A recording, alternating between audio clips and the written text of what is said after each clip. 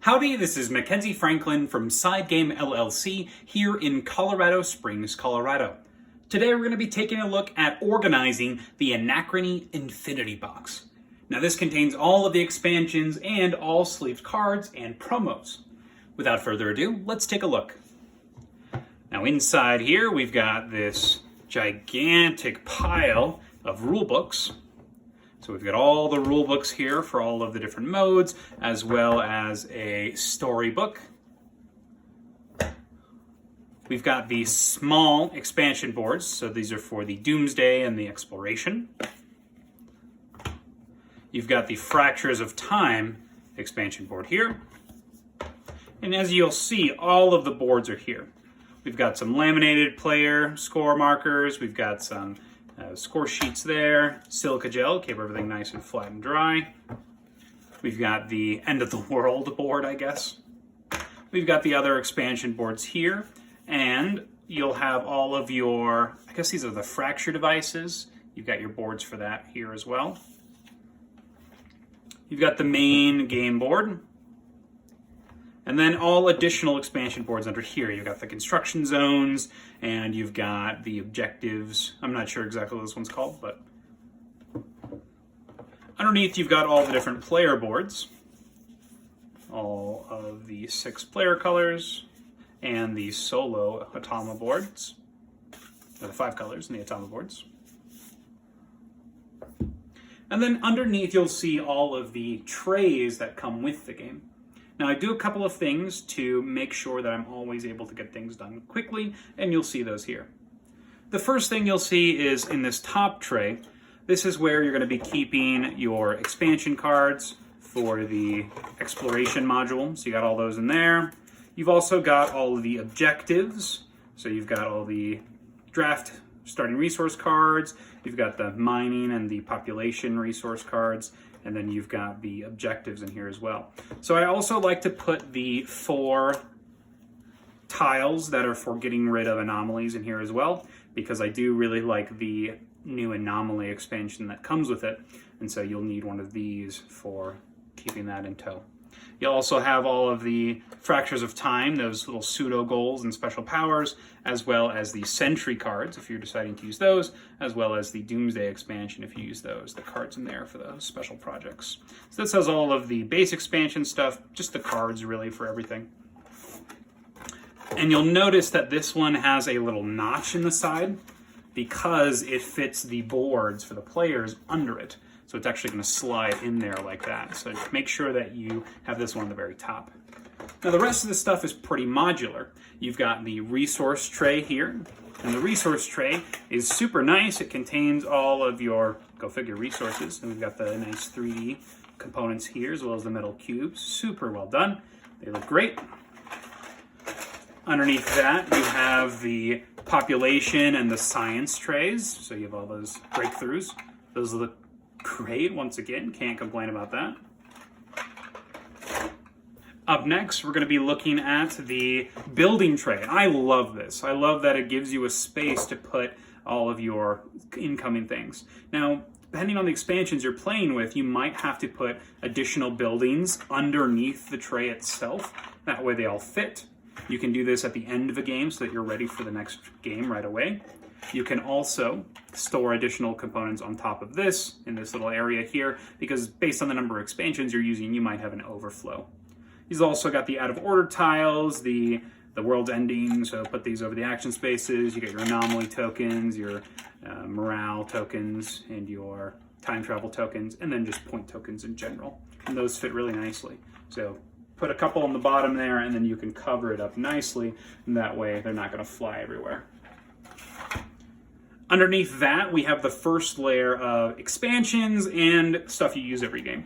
So first, with the stuff you use every game, you've got the super projects down here. So we got some super projects, plus the dice if you're using any of those expansions, plus the dice that we have that we're using every game. In addition to that, you've got all of your time travel tiles and the Doomsday tile. They all fit really nicely in there. Under here, you've got the Fractures of Time box. And this is going to include lots of things. So first off, I can get this open. Ooh. So first off, you can see that you have that prelude tile. In the Fractures of Time, you have an extra spot at the beginning that you're going to be using, and it just basically gives you time to play some warp tiles. So really nice, gives some extra resources, but it does decrease the game length. You've got the dice specifically for that expansion, the end of the world tiles specifically for that expansion. You've got super project tiles, once again, specifically for that expansion. And then you've also got buildings if you'd like, and these are replacement buildings based on if you're using the expansion or not. So it's interesting. I like how they included them as replacements.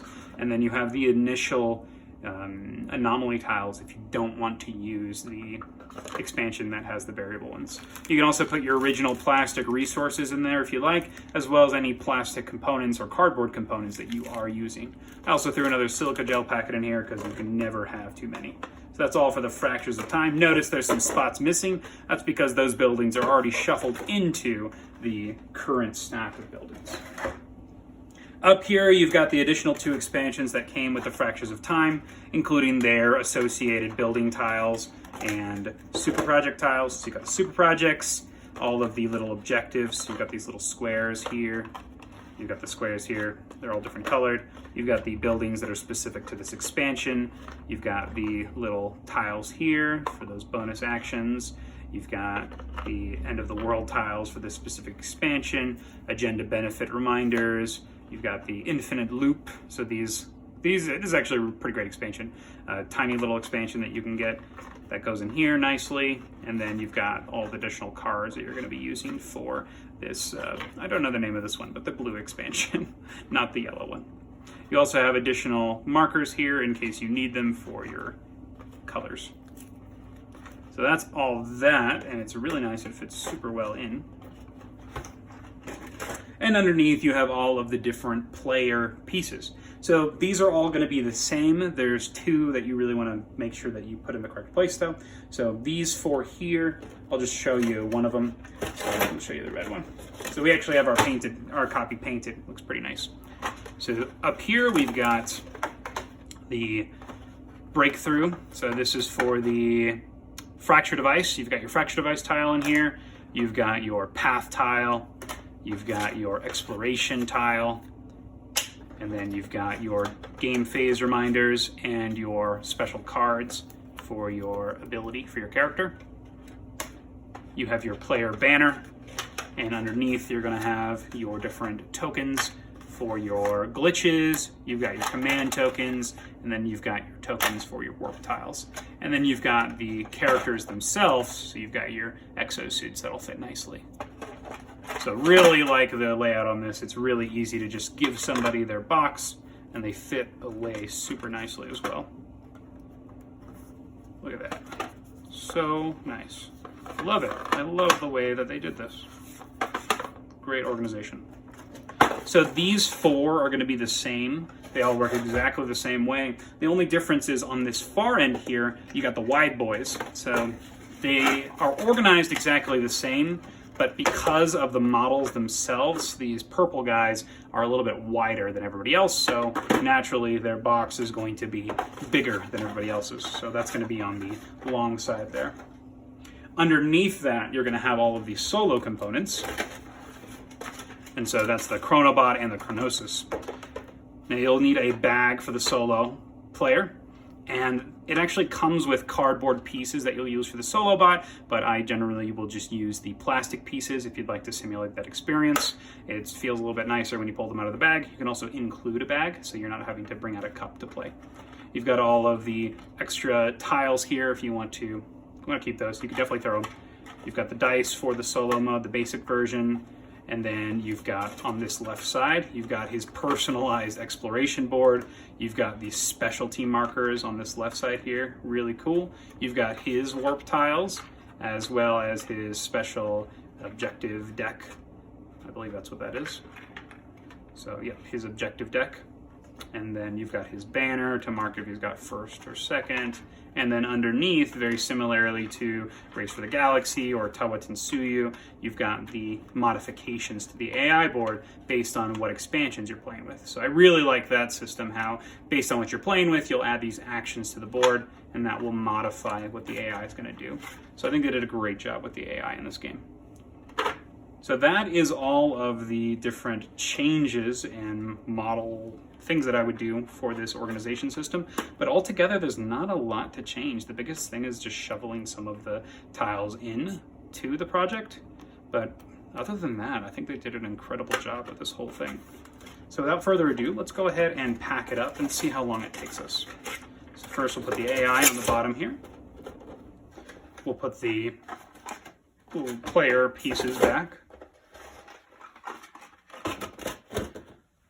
We'll put the expansion content next.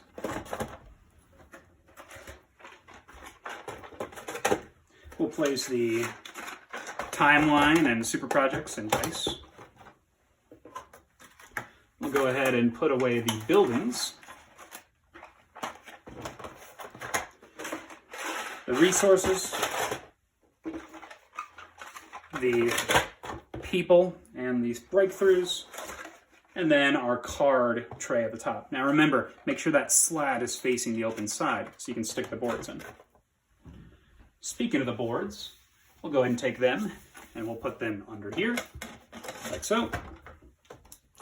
Should be nice and flush when you're done. We'll take the additional large boards and put them here. Those do not need to slide under. We've got your main player boards. You'll take all your long boards and put them on the end here. That way it kind of evens out. Your score pads, silica gel packet, expansion boards, rule books, and art and storybook. And that's that. Everything fits very nicely. Now this organization system is super well done. I love what they did with it. I love how it sets up the game really nicely. Everything already comes in its trays. I wouldn't recommend this for anybody that loves Anachrony and wants to really upgrade their experience. So the Infinity Box here, wonderful purchase. I think it belongs in any Anachrony fan's library. Thanks so much for watching. If you have any questions about what I showed you in this video, please let me know in the comments below. I hope some of you found this useful. Thanks so much for watching SideGame Strong.